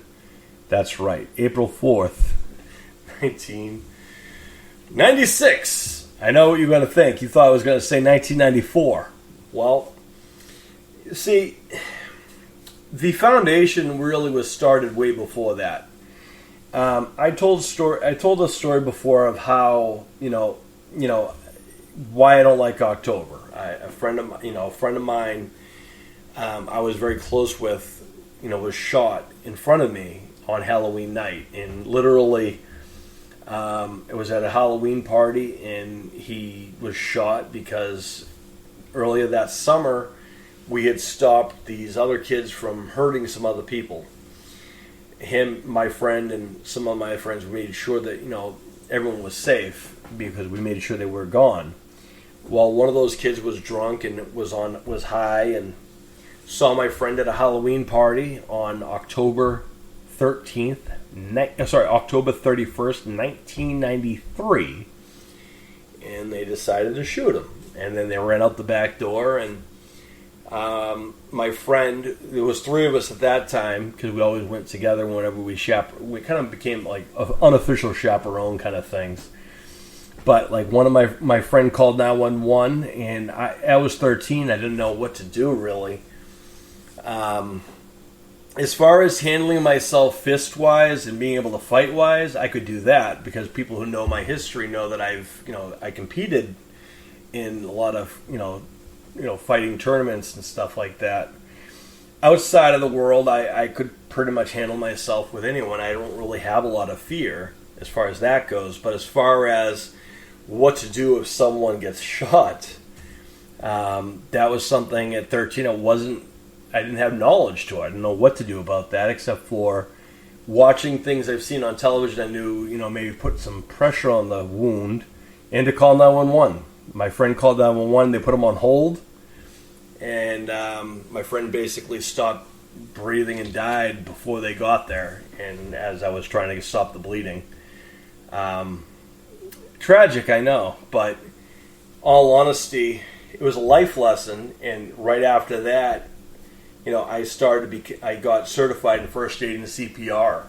So if I was ever stuck in a situation like that, the minute I got old enough, I should say, because at 13 you're still a little bit too young to kind of be recognized by the American Red Cross, who is the ones who trained me in first aid and CPR the first time. I had to wait till I was about 15, 16 to get that. Actually, I was 16 because I had the choice between getting certified in first aid and CPR or getting my driver's license.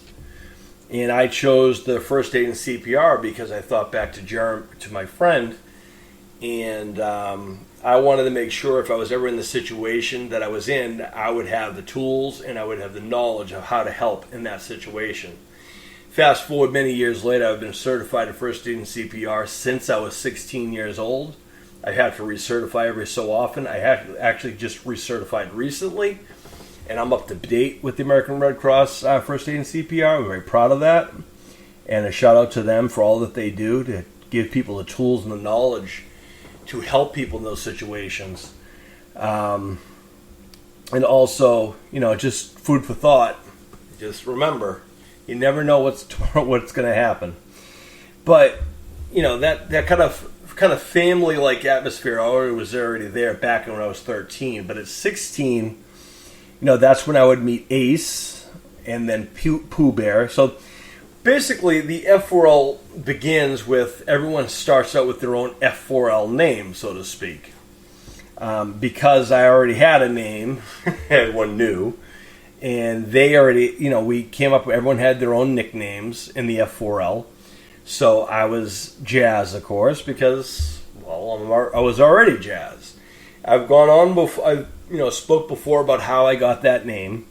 And that started back in middle school because I was not just a smart guy or a jock or a theater guy. I was kind of a jack of all trades. I was full of all that, quote, jazz. So Jazz stuck. So that's why that came from there. And and that was my F4L name. And that's why I am Jazz. And then, Ace was, with one of my closest brothers. And he was like 3 years younger than me. He came into the facility that I was in a similar situation. His mom didn't understand him. My family didn't. My step family, I just ended my relationship with them. His step family didn't understand him. He had a lot of energy. He was full of all kinds of crazy stuff. He was a good kid. He was also one of my closest brothers, and that's when we became the F4L. we started that, and then Pooh Bear would join. That was our female friend. And D-Rock would join, and then D-Man, who was another young man. We were all teenagers, and no one was over. I think D-Man was the oldest. D-Man, I think, was 16. D-Man was 17. I was 16. Pooh Bear was 16. D-Rock was about the same age as Ace. So they were the same age. But that was kind of the original F4L. And then it grew. And grew. And grew. And grew. And kind of what it was, this is how a family should be. We looked at what a family should be and how we should live as a family. And we believe that a family should have love, caring, compassion, understanding, and respect for each other's differences. And we live our lives that way every single day. With love, caring, compassion, understanding, and respect for each other's differences. Pretty simple, right? And I've said that twice, and it rolls off the tongue, right? It rolls off the tongue easily because I've been living that way since I was 16 years old. Or maybe a little bit before that. These are qualities I wasn't born into. I wasn't taught these things by television. A lot of people who would see us and see how, what I do and all that, were like, wow, you must have been raised really well. Well, no, I was F4L. I kind of learned myself. And technically speaking, once you're F4L, and the moment you're F4L, and you accept the fact that you're F4L, and you get your F4L name, and you take your oath, that's kind of when you start being your whole new life. Your new style, your new kind of lease on life, I guess, because it gives you a better, opportunity at seeing the world in a different way. Of course, it wasn't always met with the greatest reception, I guess you'd say. It wasn't always something that people enjoyed hearing about, and a lot of people misunderstood it, misjudged it, made jokes about it and faulted it and all kinds of things. Some of my personal favorite things that people would say is, let's see, the common ones were, it's too naive, it sounds too good to be true, it's a dream world, it would never happen, Fantasyland, brown nosing, fake news, or not fake news, but a fake reality, naive, just basic, hate on the fact that we want to promote, basically love, caring, compassion, stand with respect for each other's differences. Basically, a better way to live. And basically what all of the other people was saying was that is a fake thing, that no one would live that way, and that no one would like that, and no one would ever believe that outside of you idiots. Yes, that's a quote some people used. And we also believe in, telling each other we love them, love each other as brothers and sisters. We, if someone's having a hard time, we're right there. We talk to them. We listen to them. See, whenever you talk to someone, there's a difference between talking and listening and hearing, right? Hearing is someone's talking and you see their lips moving, and you kind of get the idea. But listening to them means that you're taking whatever they're saying into you, and you're going to try to, kind of put together something to help them and listen, and give them feedback. Being F4L, you're honest, and you give them your, honest feedback. And if they don't like that, you respect their differences. Love, caring, compassion, understand, respect. It's kind of simple, really, isn't it? Do I really have to explain what each of those things are? I hope not. I hope I don't. If I don't, get a dictionary, because each of those things are important. And I think that there's things that, a lot of people say, well, what do you think? Actually, someone did say this to me one time. What, you think by being F4L you're better than me? And the person was like a bully and a jerk and was entitled and had everything handed to them and was abusing his power. So I said, no. I said, well, no, I don't believe I'm better than you, but I believe I live a happier lifestyle, and I believe in love, care, and compassion, understanding and respect for each other's differences. So I respect your difference, that you don't think that the world can be a better place. I respect your half-empty glass from your perspective, because I believe that not everything is going to be sunshine and rainbows. As I said before, when we started this whole podcast tonight, we talked about grief and all these other things, and I've lost a lot of F4L along the way. But each of those people are still with me. They're in my heart, in my mind, in my soul. I remember their faces. I remember our conversations. The secrets that will go with their secrets go with me to my grave. And that's kind of what talking and listening is. When you could have those conversations and not have fear of being judged for having a conversation with whoever about whatever. And it doesn't even matter about something serious. It could be something serious. It could be something light. But no one judges you for the conversations you're having. You just have a conversation. It could be a conversation about poetry or television or a debate, a healthy debate over comics or games or television or sports or whatever. But at the end of the day, remember to respect each other's differences, because not everyone's going to have the same viewpoints. You might have someone who is a fan of the Yankees. Then you might have someone who's a fan of the Red Sox. And you know what? The way I look at it is, whatever. You like the Red Sox, you like the Yankees, so like each other. No one's better than the other. You're all ball players. You're playing the same game. You're all human. And one of you guys have more money than the other. One of you guys live in one place, one of you live in the other. Other than that, you're just ball players. You're humans.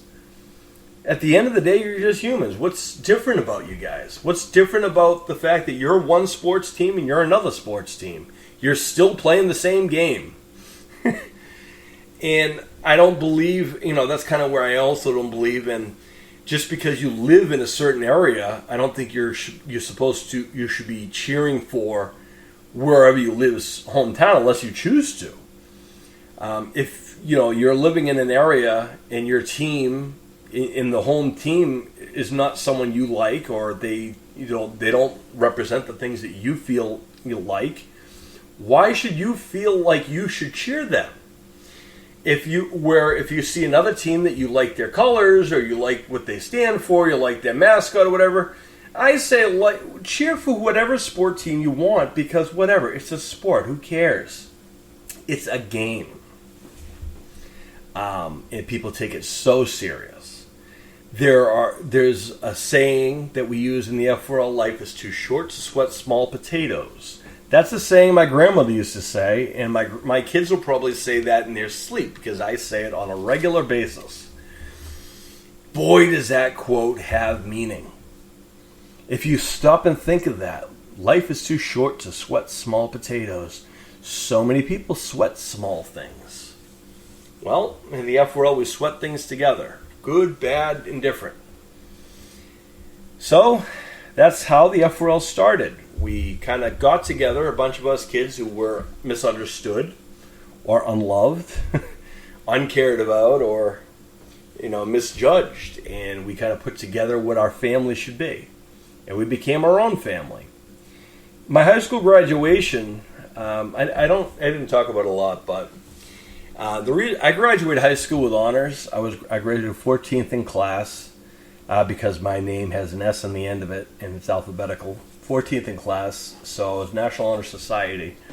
Graduated with honors from high school. I was told by my step family I would never finish school. I was too dumb, too lazy, and too idiotic to graduate high school. I said, watch me. Because prior to that, I didn't take school seriously. I was more about making everyone laugh and making people enjoy and whatever. And also, just kind of living. But when they said that I would never graduate high school, I would fail and all these other things, I said, watch me. And I made it my mission to graduate high school no matter how bad things got. Now, I want to, break things down for you guys. You got to remember, I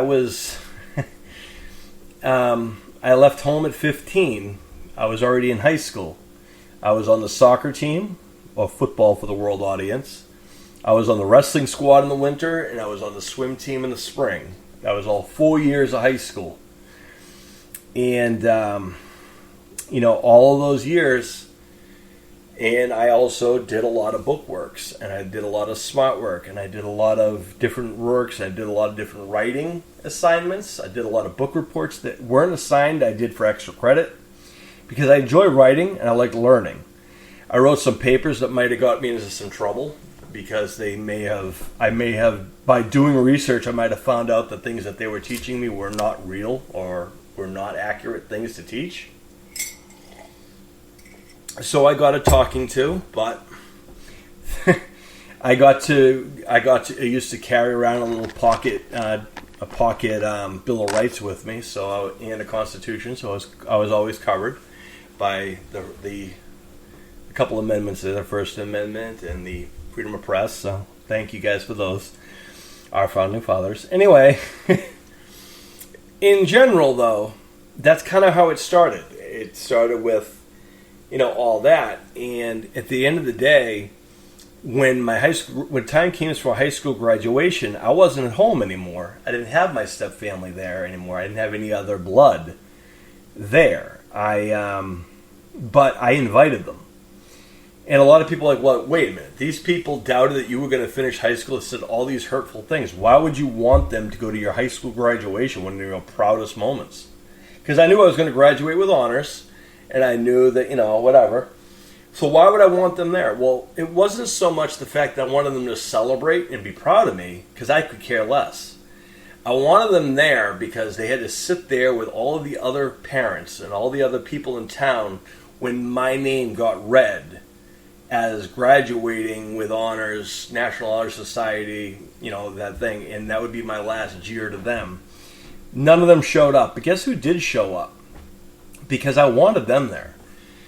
I did invite the original F4L, Ace and Pooh Bear and D-Rock and D-Man, and they came from different areas. They didn't all live together. They didn't all live in the same area. I mean, we lived in, Mass, specifically, but all over the place. But guess what? When time came for my graduation, and we, ran, they, turn your tassels to the left, to the right, and, congratulations, class of 1999. Well, when that time came, the F4L were there to greet me, and they congratulated me, and that was my family. And that was an amazing feeling, and I was proud, and they were proud, and, I was... And I was okay with the fact that they were there and not my blood family, because that meant more, because they were my family. And that's kind of where that comes into play, right? Fast forward many years later, just the connection we have as F4L brothers. We are, we view each other as family. Think about what you do with your brothers or your sisters or your family, your relatives. That person you can call at any time of the day. You have a question, you have a problem, you can't sleep. You had a nightmare, you want to talk about it. You had a bad day, and it's 3 in.the morning, and who are you going to call?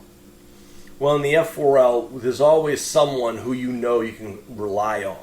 There's always that, obviously in the F4L you can rely on anyone in the F4L, but there's always that one go-to person or that other, couple go-to people. For me, I was blessed to have 5. And Ace was probably my closest. And again, I talked before about the things that we used to get into between, scuba diving, shark diving, bungee jumping, randomly all over the time, and all the other things we did.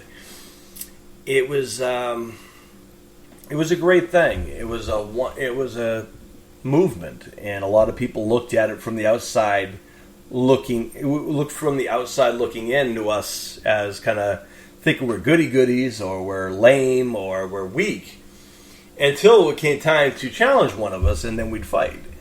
It's not about being weak. It's not about we're not afraid to fight. It's not about, that we're not afraid to stand up for the things and the people we care about, because we very much will.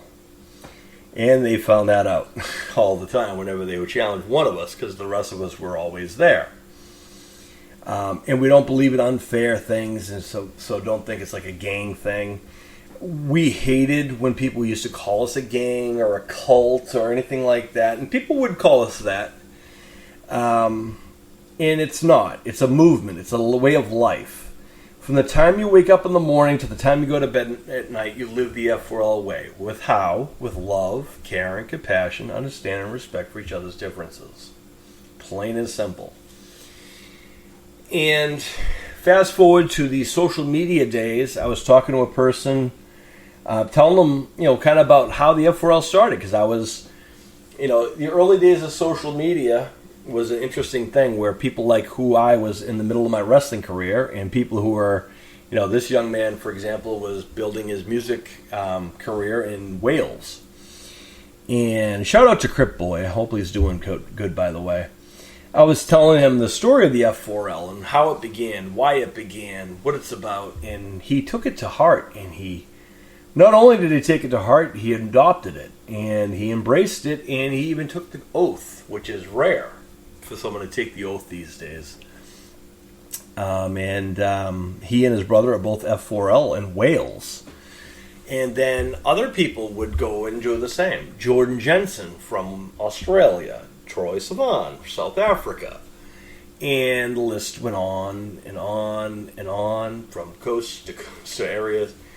And to this day, we have F4L brothers and sisters all over the United States, all over the UK,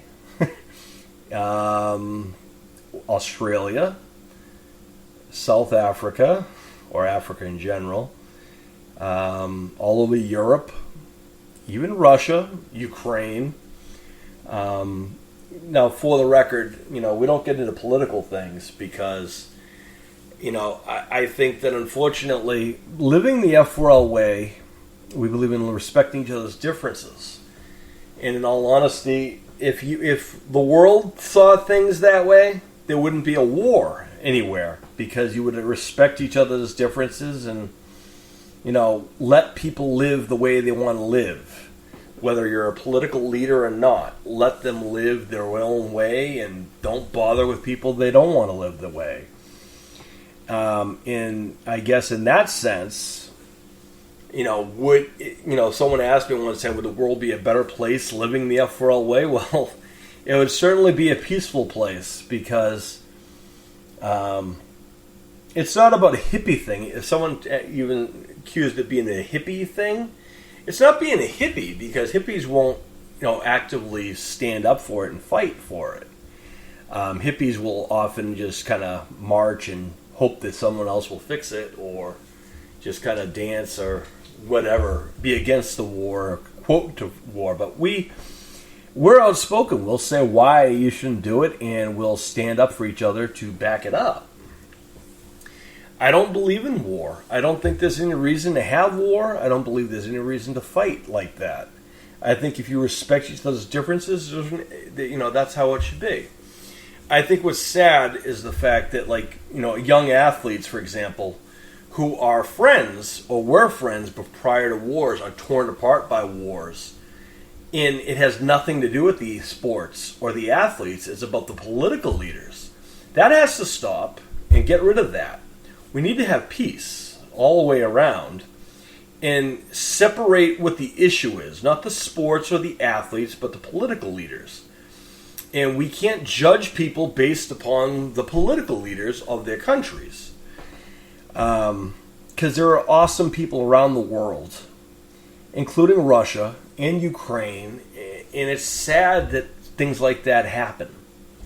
Because I'm sure they were friends at one point, and now they're torn apart by political leaders.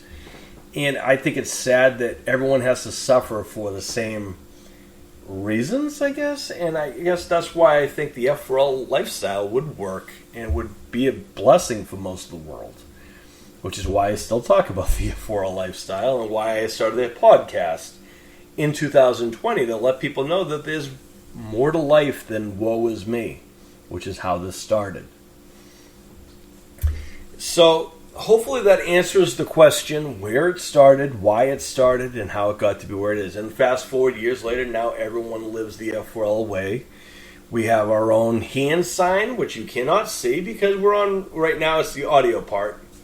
When we do the Zoom thing, maybe I'll show you guys how the F4L hand sign goes.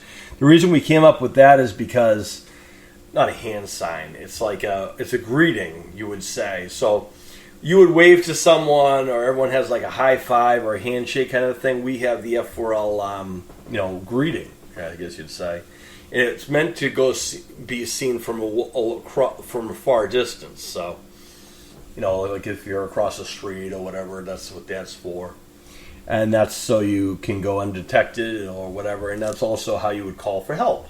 Also, if you ever needed help and you didn't want to say it out loud because you thought you were going to get in trouble, but you didn't want to get in trouble, you use the F4L hand sign. And your F4L come. So that's how that works.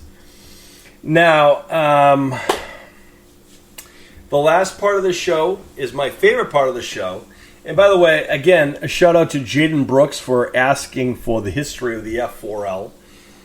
For those people who always wanted to know why I call this the F4L headquarters, this goes back to something that we used to think about when we were younger, about having a place where all of the F4L brothers and sisters around the world could always go to feel welcome. No matter where they came from, they would always have a place to stay and be themselves and be respected and live the F4L way without being interrupted or bothered. That's kind of where the F4L headquarters came from. And that's kind of how the podcast came to be also, for the same reason. So shout out to him for that. And Jaden, by the way, is a tremendous young entrepreneur, by the way. He's a brilliant young man, and he's a very bright future ahead of me. Just bright future ahead of him, sorry. So keep watching that name because he's going to be doing big things, and he's going to give good old what's his name, the supposed billionaire there, the guy Elon Musk. He's going to give Elon Musk a run for his money someday, and I wish him the best because I like Jaden a lot better than I like Elon Musk. Anyway, other shout-outs. I think I've been shouting people out during the course of this whole thing. But I do want to say a very special happy anniversary to Philip Ricardo Jr. and his wife. Philip Ricardo Jr., the natural bodybuilding legend that he is. And I want to wish him and his wife a happy anniversary. They just celebrated 3 years together. And you know what? Being a happily married man, I know how much that means and what that does for a person. So blessings to them. And I hope them all the best, so always. And we look forward to seeing Philip Ricardo Jr. back in the ring soon. Shout out to him and always. And who knows, maybe he'll show up on the 4th too. You never know.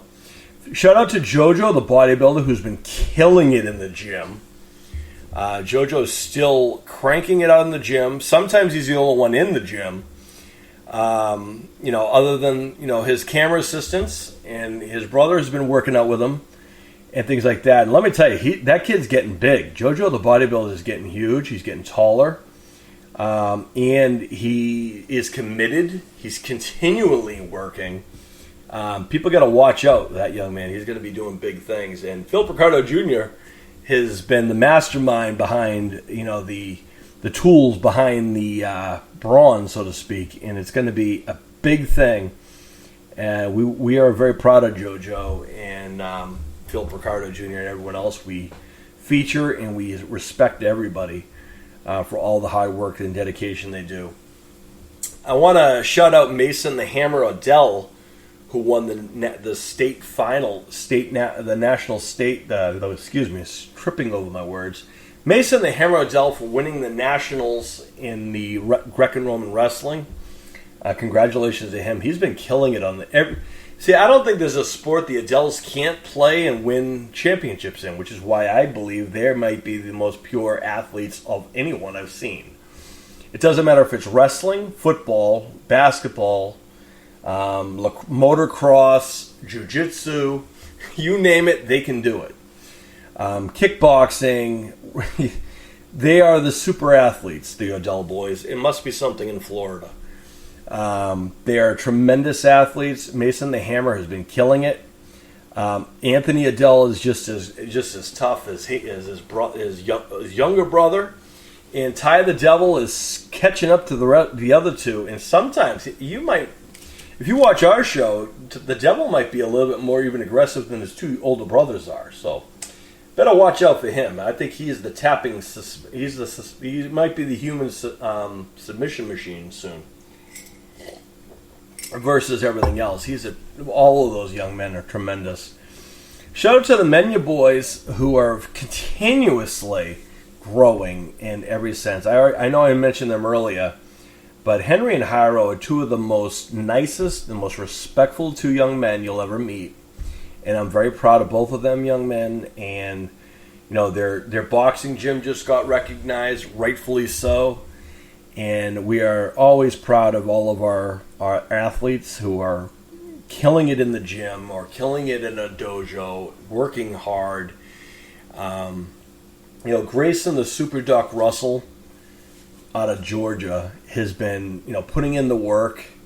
Doesn't matter if it's wrestling or jiu-jitsu. His heart, he wears on his sleeve. He puts 100% into it, and he is a tremendous athlete. And a delightful human being. Same thing goes for Easton McDonald, who also won some big awards. Returned to football, I think, too, by the way. He's one of our newer people on our show, but these young men and these people are the future of the world. The world's going to be a good place. Lucas Royalty, who is the leader of many, many great foundations and charities. I I can't understand. I guess people like to give him a hard time for doing charities at his age. What's wrong with people that they have to give people hate on wanting to help other people? Lucas Royalty is someone who understands humans and people, loves animals. I like animals too. And he just has compassion, which is something a lot of people lack, which is why, of course, Lucas is definitely F4L. And eventually we're going to recognize him on the show at some point. We'll have to get him on the show to recognize him for the show. That'd be interesting. Noah the Nightmare Tyndall, number one himself. We are working on bringing him here. He may be here on the 4th anyway. But Noah is always putting work in. He's always growing. He's since the last time we tried to have him on the podcast, he went out and became an actual champion outside of our realm. He's a champion on our show, of course, but he's also an actual champion over there in Liverpool. He has been crushing it over there. Good luck to anyone who steps in there with the nightmare. It will be a nightmare. And he might be, and it's just like his music says, he is the best. Simply the best. And, we can't wait to see what he does in the future. I want to shout out my wife, who just recently started a new job. My wife has been doing the same kind of work for a long time, and she's changing over things. And, a lot of times, a lot of us like to think that we are, the end-all, be-alls. But in all honesty, my kids are awesome because they have not only me, but they also have her. She's a tremendous mom. She's a tremendous wife. When I was sick over the weekend, she took care of me. She made me stay in bed. And no, I did not enjoy staying in bed. I can't stand, not doing something, but she knew it would be better for me. And I love my wife, and I want to say thank you to her for putting up with me for that. But also, congratulations on her new job. It's something new for her, and I'm very proud of her. I'm proud of my kids as always. My son, my daughter always make me proud because they're just amazing humans. And I couldn't ask for two of the best kids on the planet. Shout out to JC. Unfortunately, she lost a cat recently. We're sorry, Hunter. Not Hunter. We're sorry about Hardy. And JC, who is one half of our women's tag team champions currently.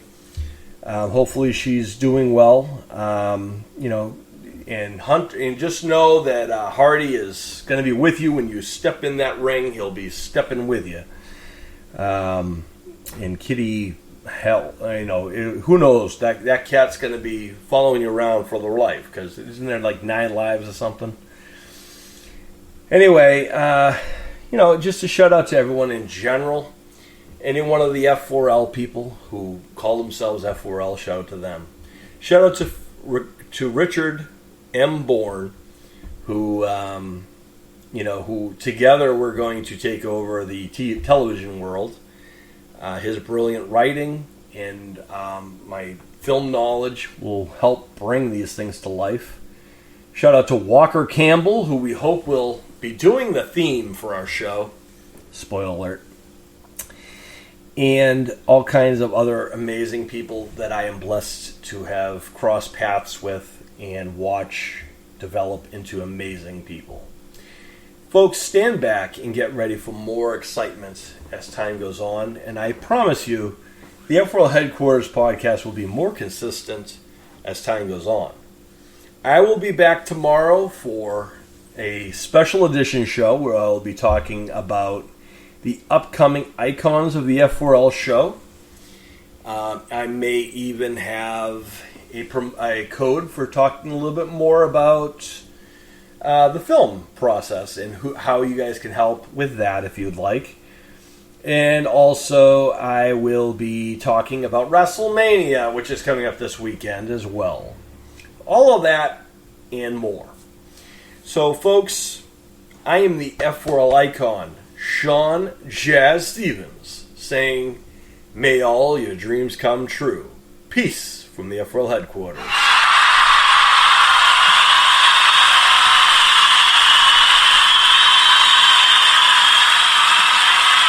Thank you. Oh, thank you. You're too kind.